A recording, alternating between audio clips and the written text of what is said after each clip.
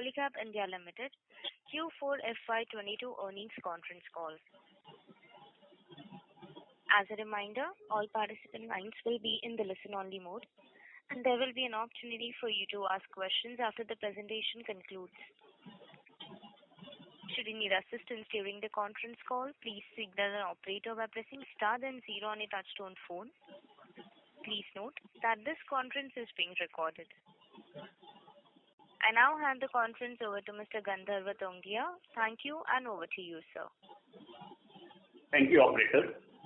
Good afternoon, everyone, and thank you for joining us. I hope you all are staying healthy and safe. I am Gandharva Tongia, CFO at Polycab India Ltd.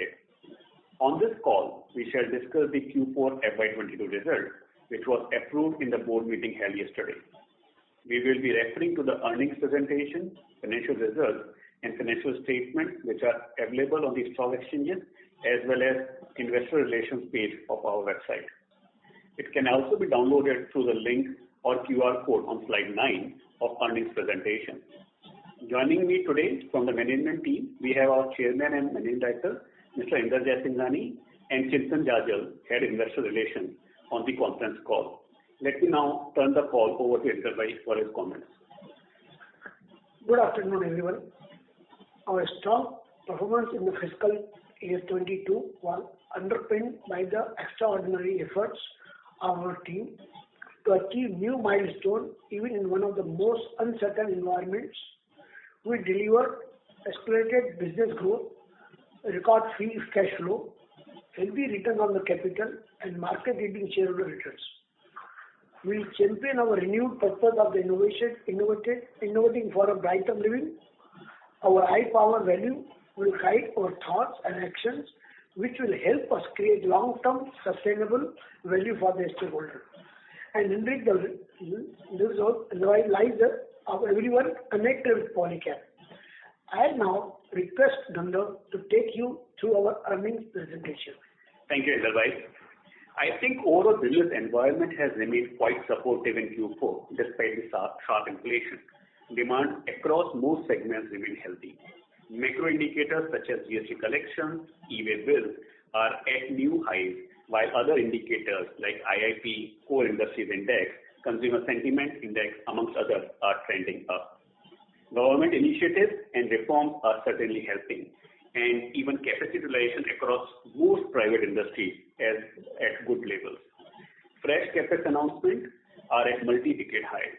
Push towards transitioning to a renewable energy-driven ecosystem globally is like never seen before. All of these are obviously good signs of an initiation of a long capital investment cycle, which bodes well for our business. On the contrary, inflation is now perhaps one major risk to the improving demand environment. While we do not anticipate it to be any more challenging in B2B segment, we will remain watchful of consumer sentiment and how it plays out for B2C categories. One key question raised by many is that copper and aluminum prices have gone so high. Won't it affect the demand for wires and cables? Generally, what we have seen is that first, the macros are broadly favorable. Secondly, inflation is quite broad-based. Many industries are seeing stronger balance sheets. For example, given the higher crude oil prices, many projects in oil and gas globally have revived. Similarly, many sectors like metals have benefited. Lastly, but most importantly, quality of wires and cables is paramount for health and safety, and hence our customer segment, which is largely mid or premium, do not want to risk it. Nevertheless, cognizant of these challenges, we remain agile through our portfolio and go-to-market interventions. That gives us confidence to drive industry-leading growth. Before we move on to presentation and financial review, I would again like to highlight that the P&L and segment numbers for current and prior comparable periods are restated due to divestment of Riker Waste in accordance with the applicable Indian accounting standards. All related gains and expenses on divestment are reported under profit from discontinued operation as seen on face of P&L in consolidated financial statement. This, along with few exceptional items of last year, are also presented in slide 10 of this presentation. Moving on to slide 4, For the quarter ended 31st March 2022, our consolidated revenue grew by 35% year-on-year on the back of healthy demand environment despite sharp inflation, coupled with strong execution by our team. It is yet another quarter of highest quarterly sales we have ever recorded. As we have been highlighting earlier, one key focus area remains improving profitability progressively. Even though most of our key inputs remain quite elevated, I'm happy to share that EBITDA margins improved sequentially by about 125 basis points, touching 12%, led by better operating leverage and price hikes. Other expenses and other income as a percentage of sales were lower, while finance costs were broadly stable. A detailed breakup of our other income and finance costs have been provided on slide 13 of our earnings presentation. Our profit before tax at rupees 4.3 billion increased by 17%, while adjusted profit after tax at rupees 3.2 billion increased by 20% year-on-year respectively. On slide 5, for the full year ended 31st March 2022, our revenue grew strongly by 39% year-on-year despite the 2 waves of pandemic and unprecedented inflation. EBITDA was up by 14% with 10.3% margin. Adjusted PAT also grew by 14% year-on-year. It was a year full of challenges, but we achieved several significant milestones. Our overall top line surpassed rupees 120 billion, clocking 17% CAGR in the last 5 years. Export is inching towards becoming a sustainable rupees 10 billion business. Polycab is the largest exporter of cable and wires in India. FMEG is now a rupees 12 billion franchisee. The business also churned out healthy cash flows with negligible debt levels. Moving on to segment on slide 6, our wires and cables revenue grew by 39% year-on-year despite a relatively healthier base. Demand environment continued to remain encouraging, which led to healthy volume growth. Domestic distribution-driven business continued to see strong traction. However, institutional business was subdued compared to last quarter. Housing wires posted strong growth led by continued momentum in real estate and renovation activities, as well as our demand generation initiatives. A new sub-brand, Etira, was launched in the economy price segment. Trade sentiment in cables was temporarily restrained by significant volatility in aluminum prices, which touched nearly $4,000 per metric ton before correcting sharply. Export business grew by nearly 100% year-on-year. Excluding a large customer, the growth was slightly better, led by strong demand from sectors like oil and gas, renewables, and infrastructure. Overall, export business was 7.6% of consolidated revenue in FY22. Our telecom business saw good traction. Towards the year end, Polycab was onboarded by Tamil Nadu Fiber Corporation Limited, or APNet, as a master system integrator to implement the BharatNet Phase 2 project and provide end-to-end connectivity with high-speed bandwidth using optical fiber cables in over 3,000 gram panchayats in 75 blocks across 9 districts of the state at a cost of about INR 5 billion under the master service agreement. The revenue of this project will be accrued as per execution timelines over the next few years. Wires and cable segment margin continued to improve sequentially, led by judicious price hikes and improved operating leverage. During the quarter, inflation in our raw material basket as well as price hikes were in mid-single digits. On slide 17, our FMEG business grew 9% year-on-year and 11% on a sequential basis. Overall demand momentum in Q4 was a bit subdued, largely attributable to broader inflation. The business also underwent realignment exercise to improve sales force efficacy and achieve distribution synergy, which temporarily hampered growth. Fans, lights and switchgear business posted healthy growth, while conduit pipes continued the strong momentum. Switches saw a decline due to supply challenges. Given the prolonged challenge in switches, we are now transitioning to in-house manufacturing, which is ongoing and likely to be completed in the current fiscal. The new state-of-the-art facility in Daman will help us improve product availability, drive innovation, and reduce go-to-market time, thereby improving our market presence significantly. Solar business was muted, however, for the full year it achieved over 50% year-on-year growth. Profitability improved on a sequential basis, but was much lower than last year and our expectations, largely on account of higher advertisement publicity, staff cost, and input cost pressure. However, we are committed to achieving 12% annualized EBITDA margin in this business by fiscal 26. On slide 8, other segment which largely comprise of our strategic EPC business witnessed a 8% year-on-year increase in revenue to rupees 827 million. EBITDA stood at rupees 122 million, down 16% on year-on-year basis. On the balance sheet side, our financial position remains quite strong.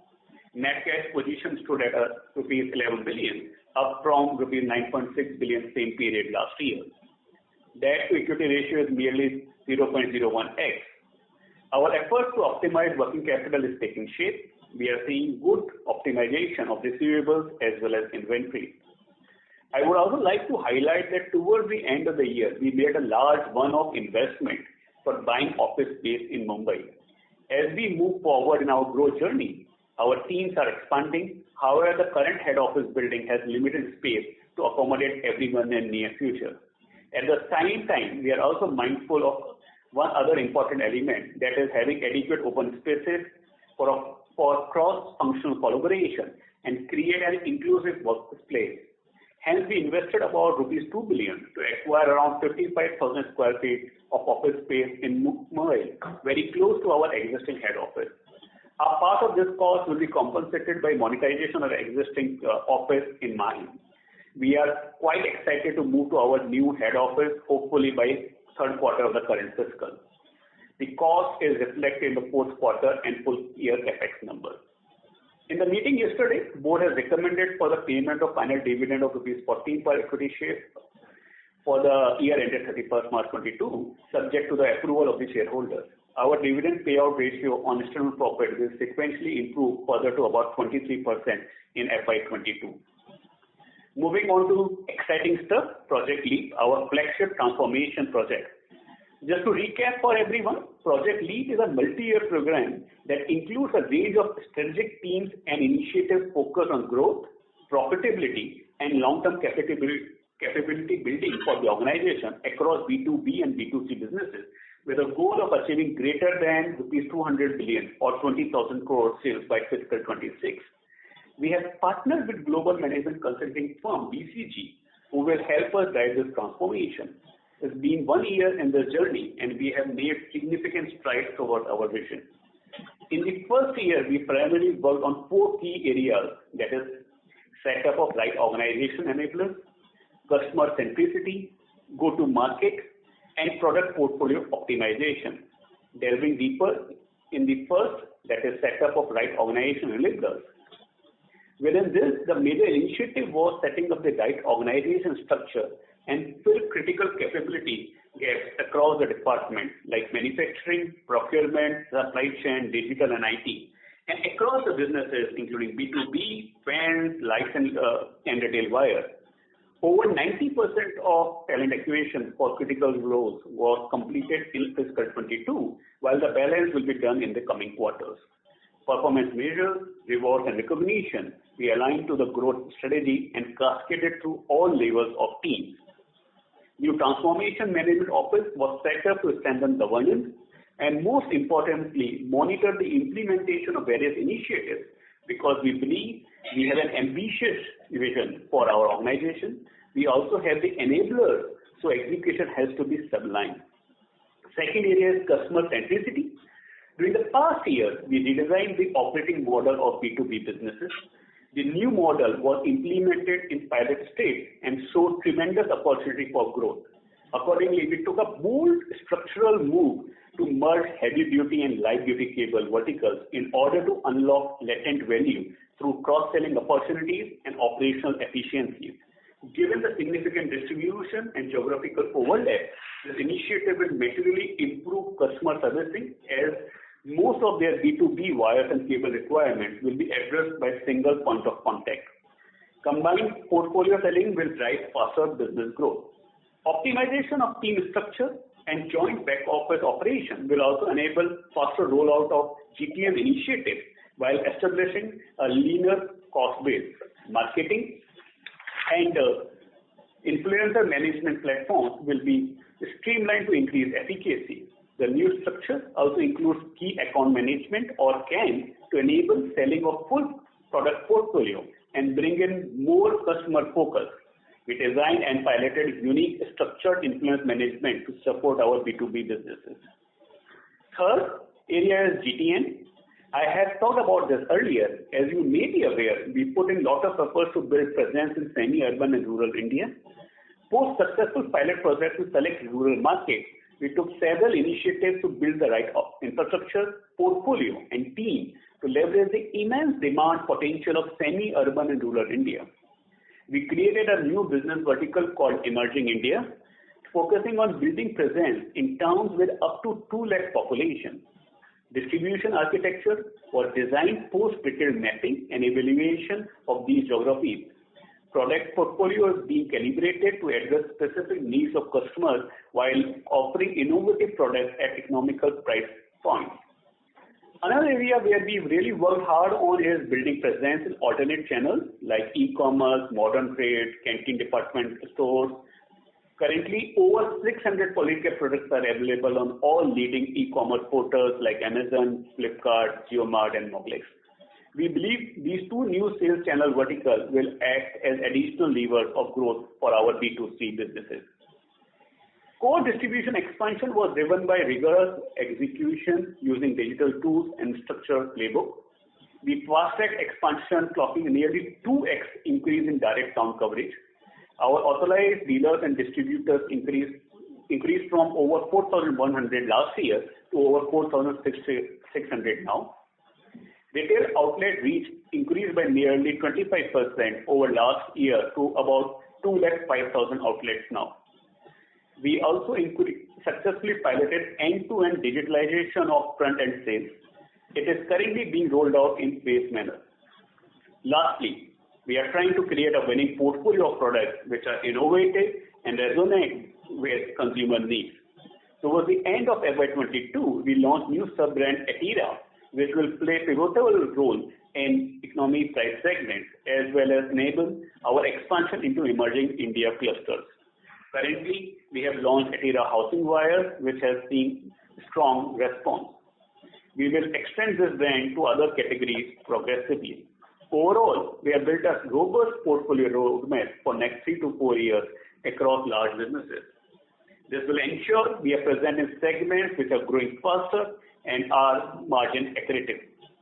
NPD or New Product Development Councils have been set up across businesses for structured review and governance of innovation initiatives. We also saw healthy progress in premiumization journey. For example, premium products now contribute 16% to overall FMEG business, which was just 7% last year. So that was broadly on FY22. Going ahead, we have chalked out some key focus areas for next year. One is improving customer centricity through enhancing visibility and control of secondary sales by significantly improving our understanding of end users and influencers. Secondly, we will aim tirelessly on executing the NPD roadmap to drive market share gains as well as premiumization. Third, again, go to market where we aim to digitalize the entire distribution ecosystem. And lastly, emphasize on governance where we will monitor progress towards clearly defined growth and profitability drivers for all building blocks. So that's about it on LEAP. We will continue to share periodic updates and we are excited to see how the coming year pans out. While there could be challenges like inflation, pandemic, amongst others, we are confident of our strategy and which will enable us to grow this proportionately. Thank you for patiently hearing us out. With that, I hand over the call to operator for Q&A. Thank you very much. We will now begin the question and answer session. Anyone who wishes to ask a question may press star and 1 on the touchtone telephone. If you wish to remove yourself from the question queue, you may press star and 2. Participants are requested to use handsets while asking a question. Ladies and gentlemen, we will wait for a moment while the question queue assembles.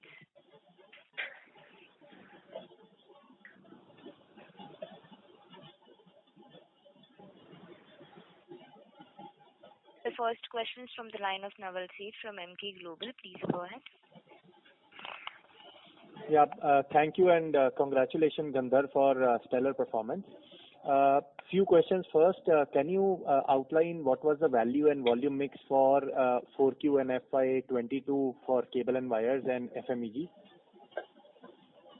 Thanks, Naval. Thanks a lot for your compliment. If I talk about cable and wire, we can broadly say that around 25% of the total growth can be attributed to volume and balance for value. And in FMEG, it will vary from product category to product category, but it would have similar trend there as well. Okay. Second, on your Project Leap, as you stated that in terms of your dealer distributor expansion of 12% and retail outlet by 24-25%. Now I see that this the major increase has come in 4Q because your corporate presentation of January suggests the same number of 4,100 and 1,65,000, and now it has expanded. And during the same period, your market share has also improved by 200 basis points. So now, as you have outlined your strategy very clearly, can you also share what is the aspirational market share you want to reach with the kind of aggression you are outlining in Project Leap? Sure. So the first one on the data points, these data points generally we revise on annual basis. So, the presentation which you are referring to December probably had March data point, and we'll continue to revise these data points on annual basis. As far as aspiration is concerned, Naval, you know our history. Indrabai folded into this business almost 5 decades back. We were no one in cable industry. We got to number 1 position in cable. Wires we started in 1996. We are number 1. We enjoy almost 24% of market share of organized market. And as we go along, we want to outpace the industry and our peers and grow in disproportionate manners. As part of Project Leap, broadly we are targeting 20,000 crore rupees of top line over the period of 5 years.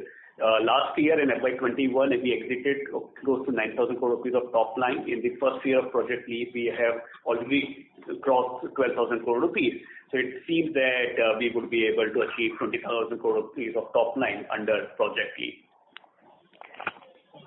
So is it fair to assume a 200 basis point kind of a number, market share improvement year on year, at least in this Project Leap period? I can certainly talk about the past. This year, FY22, we have achieved, we would have gained at least 200 basis point of additional market share. Our aspiration on Leap is to enjoy our leadership position and further enhance it. And even for FMEG, the aspiration is similar, that slowly and gradually we should get into top 5 market players, then to top 3, and eventually in few select product categories move upward even from top 3 to further north. Sure. Last 2 things. One is clarification that volume value mix you stated was for FY22. Is that correct? Yes. Okay. And lastly, can you provide some color on capex spends for FY23? So historically, we have incurred around 350 crore rupees every year. Exception was last year where we incurred 300 crore rupees for regular capex and 200 crore rupees for a new office, which I alluded to in the opening remarks. As we go along, I think a number between 300 and 350 crore rupees is a sustainable capex number. Having said that, in year 2 of Project Leap, we would explore what we need to do differently. For example, getting into additional product categories or further building on M&A initiatives. So excluding these 2, because they are still under study stage, a number of 300 to 350 crore rupees is what we should factor in for FY23 as far as capex is concerned. Sure. Thank you and all the best. I'll come back in the queue. Thank you, Naval. Thank you. The next question is from the line of Ravi Swaminathan from Spark Capital Advisors Limited. Please go ahead. Hi, sir. Good afternoon. Congrats on a very good set of numbers. If you can give a breakup of the wires and cables business in terms of ratio of how much is cables and how much is wires, if you can give that breakup, it would be great. Sure. Thanks, Ravi, for your compliment. Cable and wire broadly, I would believe that we are around in the early 50s as far as cable is concerned, and the balance is wires. In total basis, if I give you a breakup of entire 12,000 crore rupees of top line, around 60% would be 58-60% would be B2B, and around 40%, give and take 1 or 2 percentage point, would be B2C. 40% would be B2C. Okay. And majority of the 40% would be wires, sir?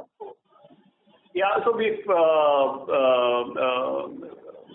around 10% of our top line is FMEG, which is fan, light, doom, and all those products, and balance is wires. Wires. Okay. And any difference in strategy between the growth in cables and wires? I mean, in the sense that do we aim for a higher growth in wires vis-a-vis cables, or vice versa? Is there any view on that? Because wires, I believe, carry better margins than cables. So, just what are your views?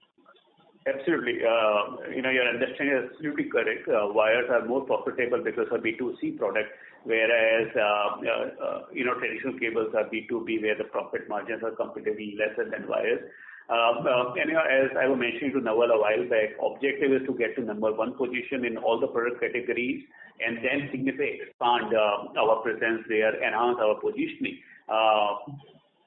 Though wires is more profitable, I don't think the strategy is that we would like to just concentrate on wires. We are looking for more holistic picture, wherein we want to go for growth across all the product categories where we are present. India believes that if you are in a product category, you should be the number 1. If you don't want to be number 1, you should not be there in the product category, and that is a guiding principle which we are trying to follow across all the business segments where we operate. Got it, sir. And the kind of volume growth that you envisage over the next 1-2 years in the wires and cable segment, what would be the target that we will be having? Any sense on that? I can give you a directional thought process, won't be able to give you a number. You can safely assume that we are going to grow significantly higher than the industry growth. Got it, sir. And my final question is with respect to the FMEG business. Can you give the revenue breakup for the 1,250 crores in terms of fans, lighting, pumps, etc.? Yeah, absolutely. So fan would be around 1/3 of our top line of FMEG, and switch and switchgear would be around 15%. Light and loom would be around 15%, and then there would be other small business categories. Got it, sir. Thank you, sir. Thank you. The next question is from the line of Sonali Salgaonkar from Jefferies India. Please go ahead. So thank you for the opportunity and congratulations on a great set of numbers, sir. So my first question is regarding the price hikes. Would you be able to elaborate what is the quantum of price hikes that we have seen in FY22 and particularly in Q4, and also any price hikes that we have taken from 1st April onwards? Sure. Thanks, Sonali, for your compliment. If we talk about fourth quarter, at the raw material product basket level, we witnessed inflation in mid-single digit, and more or less the price hikes we have taken is in similar range, and that is where you can see the contribution margin of March quarter is comparable with December quarter. So we have been able to pass almost all the input cost increases to our end customer in the current quarter. Right. So and cumulative FY22 and from 1st of April.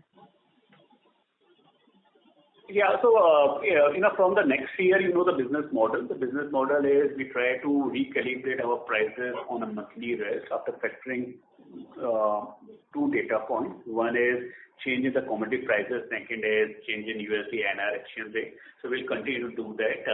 The intent is to maintain traditional cable and wire margins, which used to be between 11 to 13%. So our intention is to maintain that range. Got it, sir. So my second question is regarding your B2B and B2C business. You mentioned that 60% is B2B right now. So what could be the number about 5 years back? My sense is that number would be around 70%, or around 70% of B2B and 30% of B2C, around 5-7 years back. Got it, sir. And on an industry basis, what is the kind of channel inventories that we are looking at? Are they at optimum levels or lower? My question is, from the point of view of volatile copper prices. If I talk about FY22, I think these were at acceptable levels, but since 1st of April, we have witnessed a fair amount of correction in both as well as copper, as well as in aluminum inventory levels, copper and aluminum price levels. In such a situation, what we have seen is generally dealers and distributors would like to reduce the inventory levels so that they don't lose on the margins.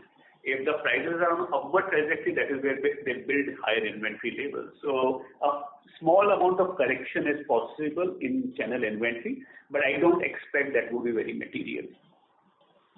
Got it, sir. And what about FMEG inventory? I think it is at acceptable levels. Okay, normal levels. Then lastly, any guidance you would like to share for the near term in terms of either the revenue or the margins, please? Sure. As I was mentioning to Ravi as well as Naval, that as part of Project Leap, we want to touch 20,000 crore rupees of top line by fiscal 26. And we embarked on this program last year. In FY21, we did 9,000 crore rupees of top line rounded off. This year we have done 12,000 crore rupees. So directionally, we are on set to achieve 20,000 crore rupees of top line as far as our performance on top line is concerned. On the margins, on cable and wires, will continue to hover between 11% to 13%, and we would like to improvise as we go along than the current levels, which is hovering around 12%. On FMEG, we aspire to get to 12% by FY26. Got it, sir. Very helpful. Thank you and all the best. Thank you very much. Thank you. Ladies and gentlemen, in order to ensure that the management is able to address questions from all participants, please limit your question to 2 per participant. If you have a follow-up question, you may rejoin the queue. The next question is from the line of Renu Baid from IIFL. Please go ahead. Yeah, good afternoon and congratulations on good results. My top 2 questions here. First is on the FMEG portfolio. As you have mentioned, the business has been looking at multi-brand strategy positioning in the premium, mass premium, and also launching the ERTIA for the economy segment. So as a company in the next 18 months, given that there's an inflationary headwind, could be risk of downtrading, how should one look at where would be the incremental focus be in the near term? And are you seeing any potential headwinds in terms of demand softness because of inflationary impact or near-term softness in the real estate market to that extent? That's the first question. Sure. Great question, Ravi. I have Chintan also on the call, who is our head investor relations. So I'll request him to participate in the call. So Chintan will take this one. Hey, hi.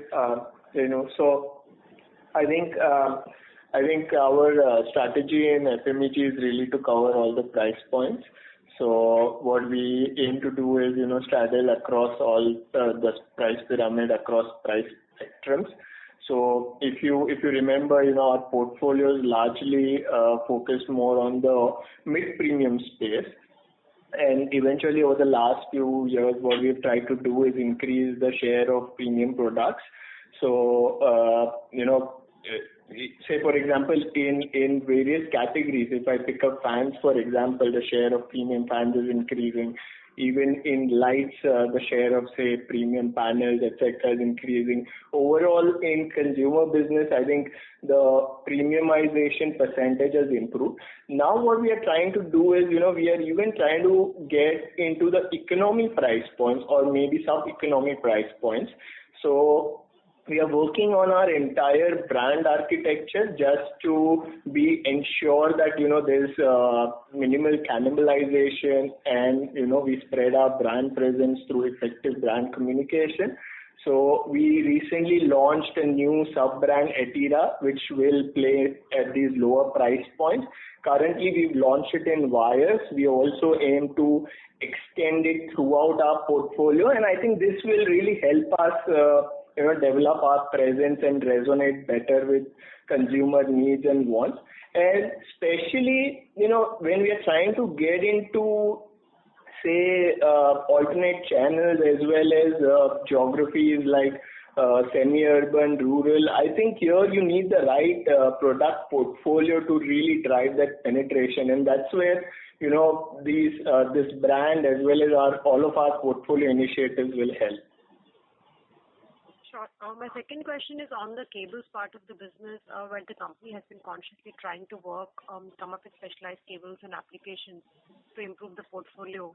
So if you can share some updates on this side, and on the average 300 to 350 crores capex which you've mentioned, how should we look at the incremental spending across various subsegments and categories in which the company is present?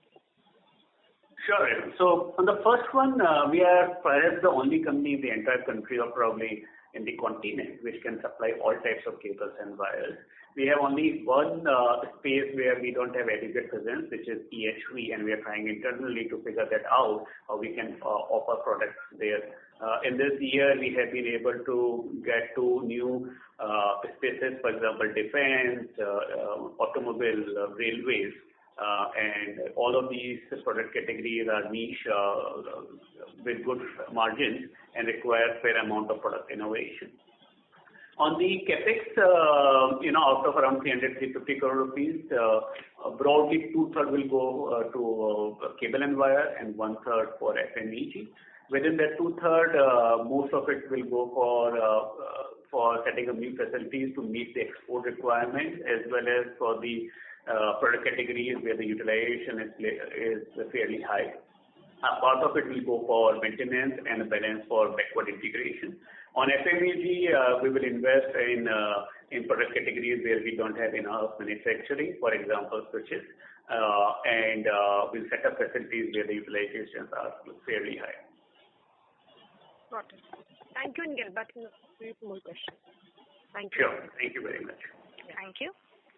The next question is from the line of Rahul Agarwal from InCred Capital. Please go ahead. Hi, thank you, and congratulations on the performance given the challenges.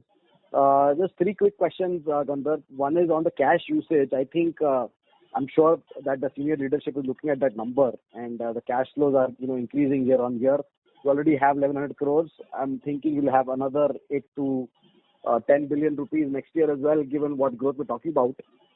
You alluded that you look at new categories to get into or some kind of M&A. Could you throw some more color on this? That's the first question. Secondly, anything on the FMEG EBIT margins is still tracking pretty low for the year as well as for the quarter. Anything you'd like to state for fiscal 23? And third is on the significant reduction I can see on inventory, debtors and creditors across. Though the net working capital is across the same YOY. What is really happening here? I'm sure BCG is working very hard here, and this was a very high priority area for us. Good back there as well. Thank you so much. So on M&A, when we embarked on this project LEAP, we felt that we have to do several things. But what we decided is we'll split the entire project into 24 work streams. And then we picked up few work streams as year 1 priority, then few work streams for the year 2 priority, and so on. M&A and evaluation of adjacent product categories, we decided that we'll take those up in the second year. And as we embark on the second year of project, I expect by September quarter, we should be able to give you additional color what we should be doing. But you're absolutely right that business Touchwood is generating fair amount of cash, and it's better to use that cash to meet the growth ambitions of the company, and by that means improve the shareholder return. On FMEG margins, this quarter, of course, there was some pressure of inflation, but at the same time, we got into the realignment because what got us to 1,000 crore rupees will not necessarily will take us to just to say a number, say 5,000 crore rupees, right? We have to change the strategy, and this is what we did. We ensured that we have right leaders in place. We have hired, for example, fence leaders from another peer company, Tapas. We have hired another veteran from Panasonic, who was superannuated as MD of Panasonic to lead our FMEG or B2C business. So we have done fair amount of investment both on the process and enabler side as well as on the capability side. and which is getting reflected in this year's margin. But as I mentioned a while back, we are confident on 12% EBIT margin in FMEG business by fiscal 26, and this year we should be able to further improve on the existing margin levels. Third is the working capital. Your observation is absolutely correct. It is a focus area and will remain a focus area. If you split the working capital in two broad categories, one is receivables and second is inventories. On the receivables, we have been able to further improve our channel financing penetration. Cable and wire, give and take few percentage points, we will be around 70% of channel financing. And FMEG, we have almost touched 50%, and which is helping us in reducing our receivable number of days. And these facilities are without any recourse. On the inventories, we have been able to optimize. Now, the game is to balance the availability so that you are able to meet the requirement of the customer and optimize the inventory. We will continue to work on this, and that is where, of course, BCG is helping, but the leaders we have hired recently, they are also spearheading these initiatives. To give you an example, we hired someone as head of logistics almost 8 months back, Vipul Agrawal from another peer company, and he is doing a fantastic job on optimizing the inventory levels and improving the overall delivery time to the end customer. So this is a base, right? And that continues going forward, right? On channel financing, on net working capital. Yeah. Sorry, I missed that. May I request you to please just repeat? On net working capital, is this the base going forward? I mean, you'll just improve from here, right? Yes, absolutely. Okay, and just lastly, you answered the question partly saying fiscal 23 capex, where do you want to spend?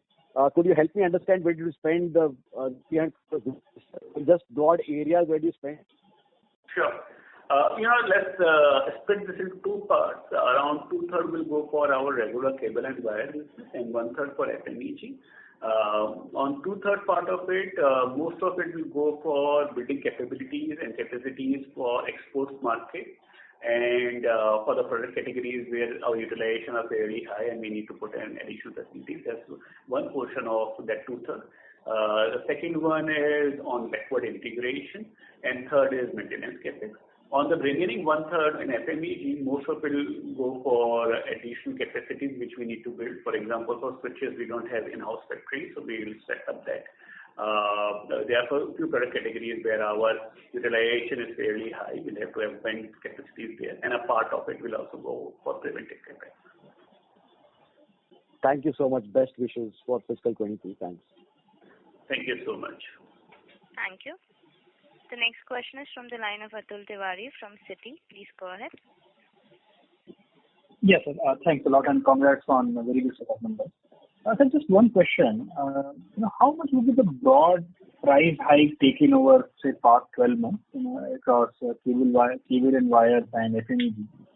And as a result of this price hike, are you seeing any sign of either demand slowdown or downtrading in any part of your portfolio? On cable and wire, the fourth quarter we would have taken a price hike of mid-single digit, and the inflation was also in the single range. Progressively, we have been able to improve our EBITDA margin. If you remember, in the first half we faced a bit of challenge on maintaining contribution as well as EBITDA margin, but after that things have improved. Third quarter was completely better than the first half, and the fourth quarter was better than the third quarter. On FMEG also it's mixed bag. There was a bit of pressure on contribution margin in the first half of the year, but after that we have been able to take price hikes there as well. So any sign of demand slowdown or downtrading by customers in any of the portfolio as of now? No. There's some bit of inflationary challenges in few of the product categories, but it is not broad-based. In fact, if you are available, if your product is meeting the specification and requirements of the customer, practically there's no challenge on demand. Okay, great. Good to know. Thanks a lot. Thanks a lot. Thank you. The next question is from the line of Achal Lohade from JM Financial. Please go ahead. Yeah, good afternoon. Thank you for the opportunity. My first question was, you in one of the answers you mentioned that 25% is the price increase and about the balance is the volume increase. in both FMEG as well as cables and wires business. Have I understood it right? Partially right, it's other way around. So you're saying 25% is the volume growth and 15% is the price increase in both the segments? Out of the total increase, 25% is because of volume and the balance 75% is because of value. Okay. Number two is it possible, like you mentioned in terms of volume for FY22, and I presume FY21 was kind of a low base. If we were to look at in terms of volume CAGR for last 5 years, would it be possible to put a number? Would that be mid-single digit, high single digit, mid-teens? Any number, ballpark number? It would be slightly incorrect for me to give that number to you. I don't have that handy, but I can give you, a color on this. My sense is our number would be significantly better than the industry number. Of course. Whatever cut last 3 years, last 5 years. Yes, that part I completely agree. What I just wanted to check is the aggregate volume growth. And the second question I had in mind is, in terms of the pricing, for cables and wires specifically, in terms of pricing our product, is it the percentage margin, or it is rupees per unit, maybe per meter, per kg, anything? If you can give some color. It's percentage margin. It's a percentage margin. Okay. So, which brings me to the next question. If copper prices and aluminum prices were to normalize to earlier averages, how would that impact in terms of the volume and the margin? This is a hypothetical question, but just color, your perspective on the same would help. So as I mentioned, it's a percentage margin. So irrespective of the fact whether top line goes up or down because of increase or decrease in input cost, we would be able to maintain these margins. Historically, in cable and wire, we have hovered between 11% to 13%, and we should be able to maintain that. Got it. This is very helpful. Thank you so much, and all the best. Thank you very much. Thank you. The next question is from the line of Chetan Gindodia from AlfAccurate. Please go ahead. Hi, Gandharv, and congratulations for a great set of numbers. Just two questions. Firstly, you said that the volume growth is 25% of the growth of this year. So 40% was the revenue growth for wires and cables. So kind of implies 10% volume growth. This seems kind of underwhelming considering the major building material players, players are seeing kind of 20% volume growth for this year, given the real estate buoyancy. So, just wanted to understand why has been the volume growth low, and any reason for this, and do you expect this to improve going from here? So, the volume growth cannot be directly linked with the real estate. Our products are introduced at the different phases of the construction, and that is where it's not apple-to-apple comparison. As far as future is concerned, as I mentioned a while back to another participant, that we are inching towards 20,000 crore rupees of top line by FY26, and we will continue to outpace the industry growth. Okay. And just lastly, wanted to understand on the payable days. So whatever gains we have achieved from reduction in inventory days and receivable days, we have kind of given that away by decline in payable days. So what has really led to the decline in payable days? Because of this, our ROC not improving. So just wanted to understand what has led to the movement in payable days. Yeah, I think a great observation. We import copper. Copper is the biggest or most significant raw material if we talk about our cable and wire business, and we import copper from overseas market. In the last year, in the fiscal 22, during the course of the year, we realized that because of logistic challenges, we should have alternate options available in the form of domestic supply. And in the domestic market, generally speaking, it is on cash and carry basis. So you get supplied by making advance payments, as against in the import arena where you get LCs, which could range between 90 days to 180 days. And which is what we have done in the current year, which has impacted the payables days. Having said that, I don't think that will continue in future in the similar proportion. Of course, we will continue to have some supplies from domestic market, but in the form of cash versus LC, we should be able to get LC option from both the suppliers, domestic as well as an import, and we should be able to go back to our regular payable days once we get to that type of arrangement, both with the international suppliers as well as the domestic suppliers. Okay, got it, Gandharv. And all the best to your team. Thank you very much. Thank you. The next question is from the line of Nitin Arora from Axis Mutual Fund. Please go ahead. Hi, Gandharv. Thank you for taking my question. My first question is on the FMEG. When we look at your last 5 to 6 quarters, pretty much stuck, in the top line of 340 to 350 crores on an average. When I look at your annualized number, being industry saw last year a huge pent up, our growth is just about 21%, and I'm assuming there must not be any, or let's say a very less volume growth in that, to be honest. So you started saying that volume growth is in the double digit even in FMCG. So that's not adding up, given what other consumer companies are saying. Minimum category price hike is in the range of 15 to 16% on an annualized basis. So what's going really wrong there in FMEG? Are the products what we have launched are not able to scale up? If you can throw some light on that, because I'm not comparing you with the other players. You're so small in the industry because your growth should look way higher. And that's also not happening even if you look at the Q4 numbers. So that's my first question, if you could throw some light on that. Yeah, no, absolutely right. Your observation is correct. Our business underwent realignment exercise to improve sales force efficacy as well as to achieve distribution synergies, which has hampered temporarily our growth. We have also identified the need to change the overall operation model because what got us to 1,000 crore rupees will not necessarily take us to say just bring a number to 5,000 crore. And we also had fair amount of change at the leadership level in our B2C business. But at the same time, I must acknowledge this is momentary. From the next quarter onwards and later in the current year, we should be able to bounce back. If I were to give you additional color, for example, because of switches, we had some supply side issues because of which, though we have taken the corrective action in the form of setting up a new facility, it has impacted our top line and bottom line performance for the year gone by. So it's a mix of everyone. We have, our action plan in place. A part of it has already been implemented in the form of new leadership, in the form of product innovation. To give an example, we launched BLDC fan, which can be operated with the help of remote. Chintan a while back talked about Atira brand, which has been launched.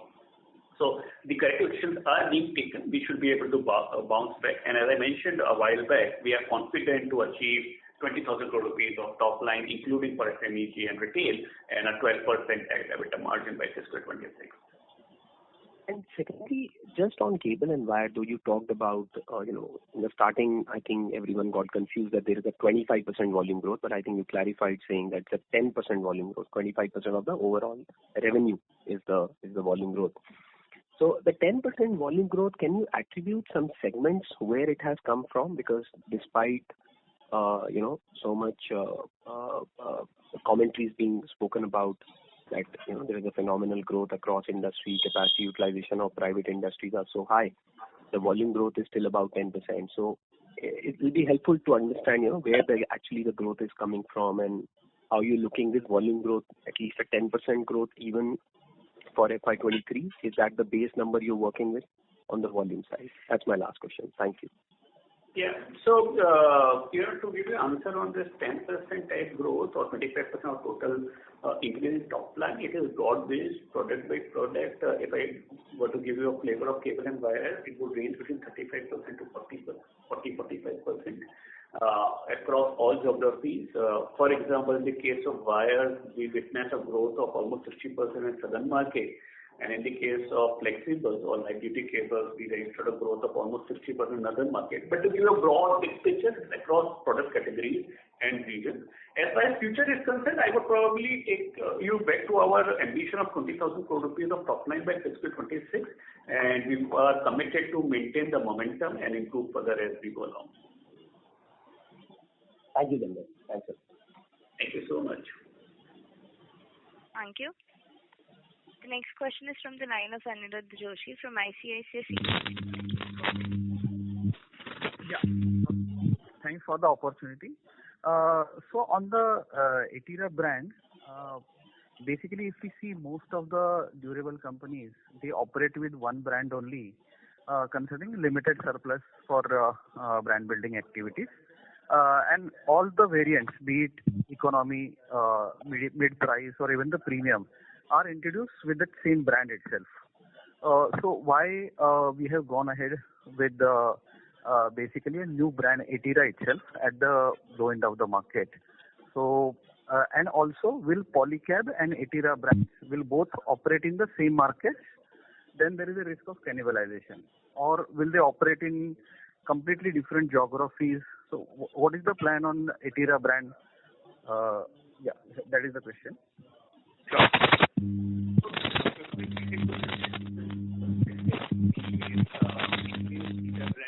Conduct the brand study for us. We are also working with Ogilvy on our marketing side of it. They are the agencies for marketing for us.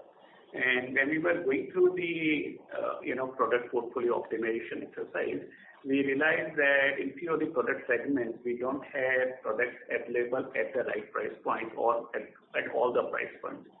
That is when we thought of Etira. Etira is slightly different product with slightly different product specification to meet the requirements of the customers who are cost conscious without compromising, of course, on quality and with a focus on different geographies. So Etira would probably cater the requirements of emerging India, where all government-led supplies which are required to be met by the dealers and distributors, where not necessarily they want to spend more money and at the same time they don't have higher expectation in terms of quality. So, for example, on the green wires, we have better specification, but it's slightly more costlier, which can be said as like a premium variant of the regular retail wires, whereas Etira is on the economy range or just sub-economy range product.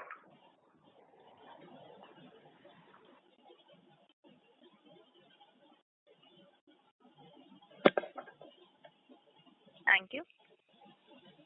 Ladies and gentlemen, this was the last question for today. I would now like to hand the conference over to Mr. Dharandav Tongia for closing comments. Okay. Thank you everyone for taking out time and attending this call. We would be happy to attend your questions. You can always reach out to me or Chintan, or you can write to us at investorrelations@polycab.com. Thank you for your confidence in us. Take care. Bye-bye. Thank you. On behalf of Polycab India Ltd, that concludes this conference. Thank you for joining us, and you may now disconnect your lines.